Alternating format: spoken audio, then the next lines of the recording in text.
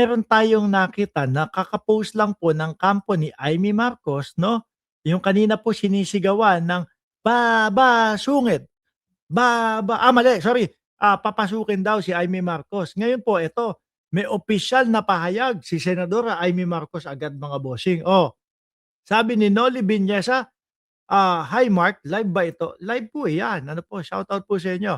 Oh, ngayon, sabi dito, opisyal na pahayag nung hindi po binabasok. Nung ang sabi ng may-ari ay wala silang kinalaman, ayaw nilang masali diyaan sa, Blue Ribbon Committee na hiring-hiringan nila Rodante Marcoleta. Hindi pinapasok, 'di ba? Sumigaw nga po yung tao dun 'no, "Babasungit, babasungit." Sabi ko, "Grabe naman kayo, harap-harapan niyo niloloko si Imee Marcos." Yun pala, papasukin daw po, sabi nung mga DDS na mga vlogger. Suportahan niyo po si Banat Boy, oh, ayan, nandiyan mamaya 'no, magla-live yan doon sa Birahan PHO mga bossing. Game! Basahin natin. Opisyal na pahayag ni Baba Sungit, ni Imee Marcos 'no, matapos magpunta ng Korte Suprema at BRC venue, ayan daw.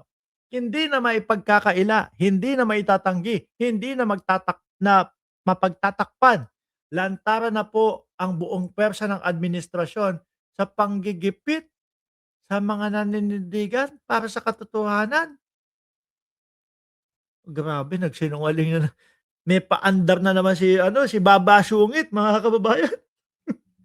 Samantalang kaka-vlog lang natin, kakapakita lang, kaka-post lang po mismo, yung venue ano ang sabi, "Ayaw namin 'no, ng nadadamay dito, gusto namin nasa gitna lang kami."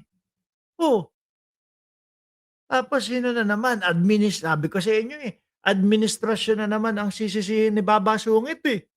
Oh, Baba Sungit, Baba Sungit, tapos umuwi.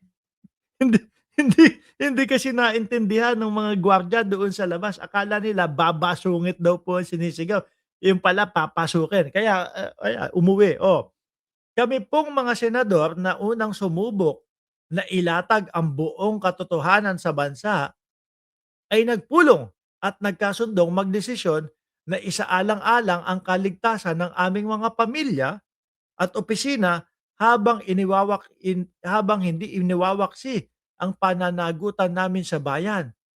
Ha? Garapal ang pananakot? Garapal ang pagyurak sa Senado? At sa saligang batas? Wow! Parang ang alam namin, si ano, si Alan Peter Cayetano ang gumanyan sa Senado, ang sumira sa Senado, nawalan ng tiwala ang taong bayan sa Senado dahil kay Alan Peter Cayetano. Binabastos ang karunungan ng Korte Suprema, kanya-kanyang interpretasyon para matupad ang kanilang maitim na balak sa impeachment at flood control sa korupsyon. Uy, sir! Uy, madam! Uy! Eh, sa flood control, Pangulong Bongbong Marcos ang nag-umpisa niyan, 'di ho ba?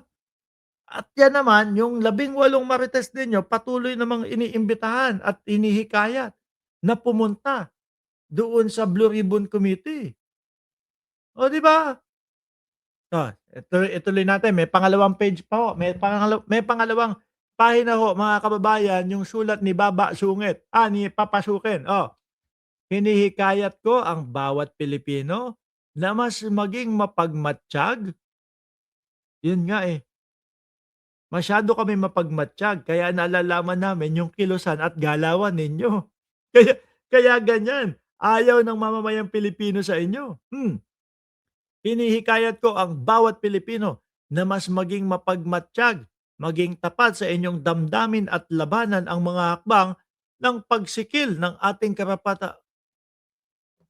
babasungit. Ang sabi, babasungit.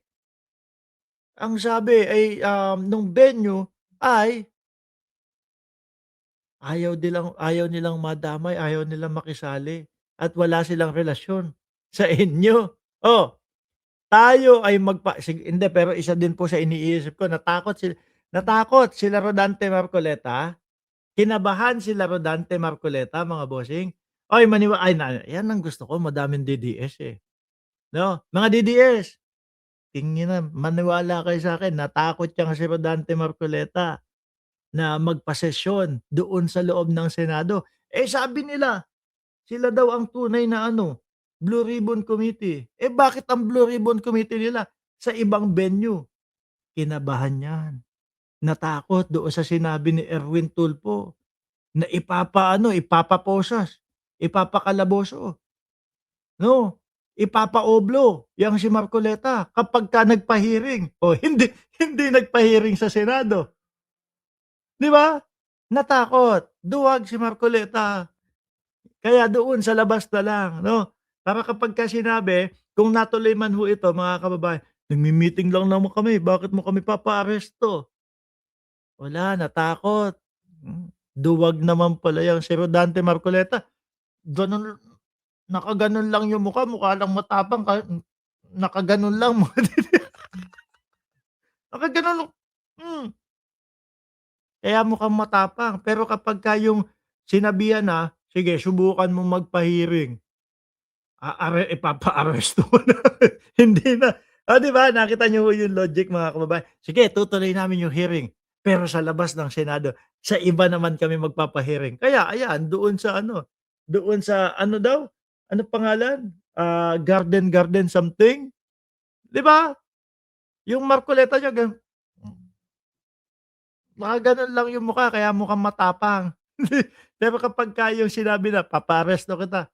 Ayan, sa iba na nagpa-hearing. Oh, kaya lang wala, hindi natuloy. Oh, tuloy pa natin si ano, tuloy pa natin si, si Baba Sukit, Baba Sungit. Sabi sabi ng mga gwardiya, "Ano ba yung sinisigaw nila?" 'No? Ano ba yung sinisigaw nila? Eh, sabi Baba Sungit daw, siguro inaasar si Amy Marcos. Siguro gagalit sila kay Amy Marcos. Hindi, tapos umalis na si Amy. Sabi namin papasukin. 'No, ano ba, eh, pagkakarinig namin sa inyo kasi babasungit, akala namin inaasar niyo si Amy Marcos. Ay naku. Oh, tayo ay magpahayag at makilahok sa mga mapayapa at mahinahong anak ng putik naman, yan na naman, ganyan na naman, pagkilos na naman, meron na naman kayong nalalaman na ano, magwewelga, magra-rally na naman kayo. Etong mga, DDS dito, oh, sa comment section, tingnan mo, Amy Marcos, "Ay mga DDS, mas mahal niyo ako 'no, kaysa kay dating Pangulong Duterte." Totoo, kasi nung dati tingnan niyo, ha, 'no, ipagpapalit niyo sa akin ang dating Pangulong Duterte. Kasi tingnan niyo ho, mga kababayan, dati nung nabubuhay pa ho si dating Pangulong ay, sorry. Buhay pa pala, sorry, ha, sorry, nung nung nakakalaya pa pala, Diyos ko naman Lord, naluluha ako dito. Oh, nung nakalalaya pa ang dating Pangulong Duterte, sabi ni Digong, "Isog ka ba?"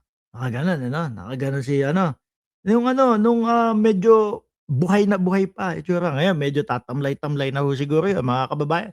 Biruin mo ba naman, paano ko hindi masasabi tatamlay-tamlay? Sabi sabi dun sa ano, sabi dun sa ICC nung Tatay Digong, "Oh, Tatay Digong, what is your name?" "My name is" oh, putik na, sabi ko, "Putik na 'to, parang malalagutan na, mukhang maaano na." Nung nabubuhay pa, sorry, no, nung buhay na buhay pa ang itsura ng dating Pangulong Duterte, nakaganyan siya sa lamesa. Uso pa ho yun ng yung isog-isog nila, yung mautog nila, 'no. Sabi, "Isog ka ba? Isog ka ba?" Sabi ng mga DDS, "Opo, Tatay Digong, reading-ready po kami, nasa likod niyo po kami, makakaasa po kayo, pupunta kami diyaan sa maisog ninyo." Eh, yun na yun, dumating na yung oras, yung panahon na meron na nga, 'di tinayo yung entablado sa loob ng sa loob ng covered court. Siyempre ikaw ba naman makakita ka, doon sa comment section pupunta daw yung mga DDS. O Inamo TV, shoutout sa'yo, 'no? Pupunta daw yung mga DDS. Pagkita mo, yung covered court, kalahati lang ang pumunta. Bukod sa kalahati, may social distancing pa. Ay naku! Tapos ngayon eto, meron na namang nalalaman si Amy Marcos na sumama, makihilahok, mapayapa, sa mapayapang mahinahong pagkilos. Yung dati, yung nandiyan si dating Pangulong Duterte wala na sumasama, eh. Etong mga gunggong na ito, eh, mas ginusto pa nila, 'di ba mga DDS, mas gusto niyo pa manood nung live ko nung panahon na yun. Dito kami kay Mark Ramos iba-bash namin. Eh, ang nangyari iyon, yung pa yung paisog-isog ni dating Pangulong Duterte walang pumunta. Oh, nadismaya yung matanda, nalungkot yung matanda, nawala na yung Duterte magic, 'di ba mga DDS? Tapos ayan uutuin na naman kayo. Kasi kapagka kayo ka naman, pinapapunta kayo sa mga ganyan, pupuntahan ninyo, ano, pupuntahan ninyo, eh, ang mga nakakaawa 'yan yung mga sila Amy Marcos sasabihin madaming pupunta, tapos iilan lang naman ang pupunta, 'di ba? Oh, tuloy ko na, ha. Um, Tayo ay magpahayag at makilahok sa mapayapa at mahinahong pagkilos upang maipabawat natin sa administrasyon ng ating pandidiri sa garapal at walang puknat na oras-oras, araw-araw at linggo-linggong panggigipit, pananakot at pagbabanta sa mga walang ibang nais kundi ilabas ang katotohanan. Hmm. Kahit anong gawin nilang tumbling, sirkus at pagtatakip sa malalansa nilang gawain, sumisingaw ang kanilang baho, baho na mula sa baha ng kanilang hindi mapatid na uhaw ng kaban ng bayan at kapangyarihan. Mga kababayan, eto nga papakita ko ulit sa inyo yung mismong sabi, noong mismong, venue, 'di ba? Ayan yung Double Double Gem EDSA Garden. Ano sabi? Ayaw nilang makialam, ayaw nilang makisali, gusto nila, nasa gitna lang sila. Ayan, Amy Marcos tapos, uutuin mo yung mga DDS, sasabihin mo na inaano, sinisikil na naman ang inyong karapatan.